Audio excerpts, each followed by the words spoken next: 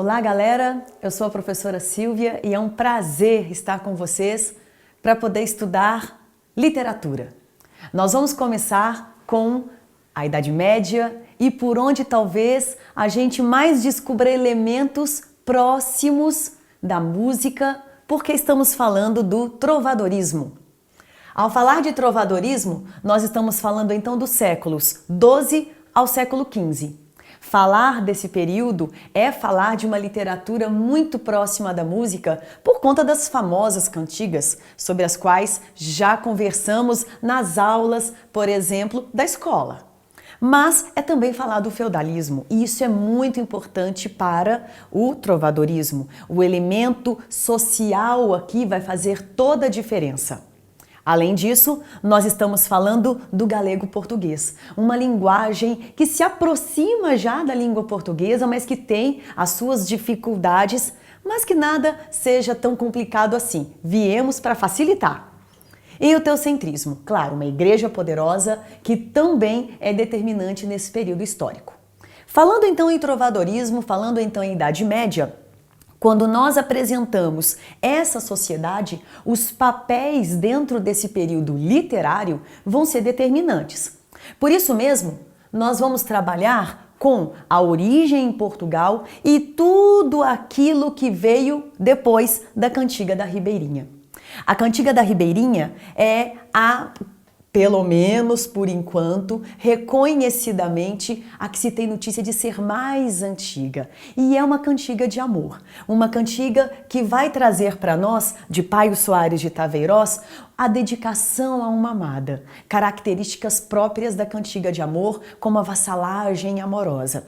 A Cantiga da Ribeirinha, datada do final do século XII, é marcadamente reconhecida como a mais antiga, mas muita produção foi feita nesse período. Então vamos trabalhar com, primeiramente, os principais trovadores. Quem são esses caras? Bom, sim, esses caras, porque os homens da alta sociedade feudal é que trabalhavam na produção das cantigas. Eu estou falando desde o rei, e ele era um bom trovador, tá? Até homens da alta sociedade que também produziam. Paio Soares de Taveirós, a Cantiga da Ribeirinha é a sua grande marca. O grande rei Dom Dinis, aqui representado, gostava muito de produzir cantigas. Martim Garcia de Guilhade, além de João Zorro, Afonso Sanches, filho de Dom Dinis, Duarte da Gama, Bernardo Bonaval, famoso pelas suas cantigas mais de escárnio ou de maldizer, além de Rui Queimado. Então, a lista de produções dentro das cantigas envolviam os homens. Sim, na produção dessas cantigas eram os homens da alta sociedade, digamos assim, desde o rei que produzia. Mas não é só isso. Dentro das características, alguns elementos nos chamam a atenção. Entre eles, o trovadorismo traz um ambiente de palácio.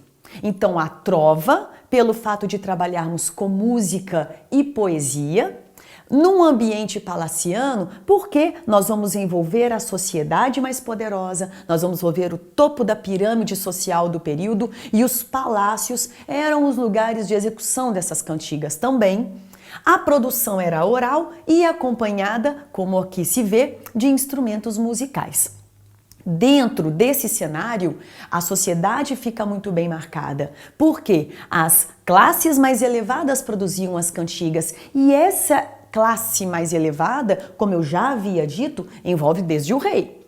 Ao mesmo tempo, as camadas mais populares executavam. Então, o jogral, que era aquele que executava a cantiga, tinha até ali um degrau a mais daquele que tocava apenas o instrumento musical. Mas, sim, os mais simples da sociedade é que executavam, para o deleite da alta sociedade feudal, as cantigas trovadorescas. Dentro deste cenário, nós podemos lembrar que é o início do nosso estudo literário. Ainda haverá mudança maior que só separar literatura de música, mas nesse momento tudo se faz uma obra só. Avançando então, nós vamos ter as produções. Que produções são essas? Nós vamos ter as cantigas líricas, as cantigas satíricas, as hagiografias e as novelas de cavalaria. Eu sei que para muitos, quando falamos em novela de cavalaria, já pensa logo no Rei Arthur. Sim, ele é um dos nomes dentro do trovadorismo. E ao falar dessas cantigas, nós chamamos de cantigas trovadorescas. Interessante pensar, por que trabalhar com esse estudo dentro da literatura brasileira? Por que estudar o trovadorismo? Porque a influência surgiu grandemente na nossa literatura. Um exemplo para vocês, Gonçalves Dias. Gonçalves Dias foi um que se embebedou de cantigas de amor para trabalhar depois dentro da sua lírica amorosa. Então, sim, a influência dessas cantigas trovadorescas, apesar de ser uma literatura exclusivamente portuguesa, vai trazer influência para a nossa literatura brasileira. Então, vamos trabalhar com essas produções a partir de agora. Começando com as cantigas líricas. São dois grupos, as cantigas de amigo e as cantigas de amor. As distinções são imensas. É impossível confundir uma com a outra. A busca por elementos vocabulares, ou seja, o léxico dessas produções são diferentes, assim como também nós vamos ter a diferença na estrutura, nas produções, nos autores. Vamos começar pela cantiga de amigo, um eu lírico feminino. Sim, uma mulher que lamenta a saudade do seu amigo, do seu amado, do seu senhor. Percebam, amigo, amado, senhor. Há um vocabulário aí para elevar a sua saudade em relação ao amado, que normalmente é aquele que foi para a guerra. Além disso, há um contato com a natureza, com as ondas do mar, com as flores, com as folhas, com as aves. Há sempre um elemento natural dentro da cantiga. E ela dialoga. Essa mulher dialoga com Deus, dialoga com a sua mãe, com a sua amiga. Ela sempre está conversando com alguém. É uma estrutura mais simples. Isso significa dizer que há repetição, ou como nós chamamos, o paralelismo. Versos que se repetem ao longo da música. E essa saudade do amado fica sempre em primeiro plano, em destaque ao longo de toda a cantiga. Já a cantiga de amor, nós vamos ter um eu lírico masculino, um homem que vai trazer a vassalagem amorosa. Por que vassalagem? Para o vassalo, o senhor era a pessoa mais importante, então na cantiga de amor é a sua senhora a pessoa mais importante. E ele vai dedicar a essa senhora a coita de amor, ou seja, o sofrimento, coitado, sofrido de amor por um amor não correspondido. A estrutura é mais complexa. Eliminamos daquilo que vimos na cantiga de amigo o paralelismo dentro da produção. Eliminar o paralelismo por quê? Porque são estrofes que não se repetem. Então a estrutura delas é mais complexa. É importante lembrar que as duas são cantadas, então enquanto aqui a estrutura é mais simples, do lado de cá a letra é mais complexa e a estrutura musical mais simples. Além disso, um ambiente palaciano. Então, na cantiga de amigo, trabalhávamos com o contato com a natureza, trabalhávamos com essa relação com o ambiente natural, enquanto que aqui, na cantiga de amor, nós vamos trabalhar muito com a relação no palácio, com a relação da senhora que não entrega o seu amor, que não se relaciona com esse amado e que o faz sofrer tanto. Bom, são cantigas líricas por quê? Porque nós trabalhamos um eu lírico que apresenta os seus sentimentos. Mas nem só de lirismo vive o homem, né? Nós temos também as satíricas. E as satíricas têm um aspecto que eu acredito histórico muito importante. Elas retratam o comportamento daquele período teocêntrico sobre o qual eu já falei. Então, é o momento de apresentar nessas cantigas os valores morais ou os comportamentos condenáveis daquela sociedade. Dividimos em dois grupos, o grupo das cantigas de escárnio e o grupo das cantigas de maldizer. E esses grupos vão se apresentar como cantigas que condenam os comportamentos daquela sociedade e não vai ter para ninguém perdão, ou seja, eles vão trabalhar com esse comportamento independente de quem o executou. Ao mesmo tempo, é uma sátira, então é considerada a primeira experiência satírica da literatura portuguesa e feita por muitos que compunham as cantigas líricas, principalmente as de amigo. Então quem fazia as cantigas de escárnio e maldizer também produziam as líricas. Não era raro produzir cantigas de amigo e cantigas de escárnio ou maldizer. Mas quando nós falamos em escárnio e maldizer, há uma diferença entre elas. Onde está essa diferença, então?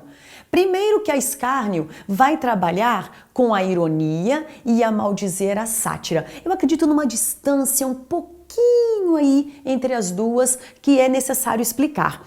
A ironia, ela vai sugerir, a sátira vai escarnecer, vai escancarar essa ironia de maneira muito negativa. A de escárnio vai trazer trocadilhos. Vai dizer não dizendo, um passarinho me contou. Já a maldizer vai trazer temáticas indecorosas, pesadas. O escárnio não revela quem está sendo criticado e talvez essa seja a grande diferença entre as duas. A maldizer maldiz, diz quem é, apresenta o nome da pessoa criticada dentro da cantiga. E isso era uma vergonha social inquestionável. E a de escárnio, uma linguagem de certa forma mais amena, até para trabalhar com a ironia de maneira mais fácil. Já a de maldizer, não. Uma linguagem grosseira, palavras de baixo calão, e claro, com temas indecorosos, dizendo quem é. Então era mais pesada, era mais robusta, incomodava a quem ali era citado, envergonhava essa pessoa de maneira muito forte. Além das cantigas, nós temos as novelas de cavalaria, que não existiram especificamente só em Portugal, né? Nós falamos em Itália, França, Espanha, Inglaterra e Portugal. As novelas de cavalaria se tornaram um modelo para nós dos cavaleiros medievais, da busca pelo Santo Graal, quando nós falamos em Arthur, mas não ganharam tanto destaque ainda dentro da literatura e a sua influência desse medievalismo dos cavaleiros nós só vamos ver lá no romantismo. Mais videoaulas pra frente, vou esperar todo mundo lá. Então, essas novelas de cavalaria, a princípio, vão ganhar muito fôlego para valorizar a busca pelos valores teocêntricos, os valores morais da época. E, claro, as hagiografias para trazer a vida dos santos. E, voltando aqui, se eu tenho novela de cavalaria, se eu tenho as hagiografias, que são as novelas dos santos, por que cantigas vão se destacar tanto? Porque era uma execução social, porque era de um encontro da sociedade, por isso agradava tanto. Agora sim, se nós estamos falando de literatura, nós vamos sempre terminar com uma frase de alguém que foi bem importante para nós. Hoje, ele, Nicolau Maquiavel, um dos pensadores do período mais estudados até agora. Onde existem uma grande disposição, não pode haver grande dificuldade. Bora para frente? Disposição? Vamos avançar então nas próximas videoaulas. Até lá!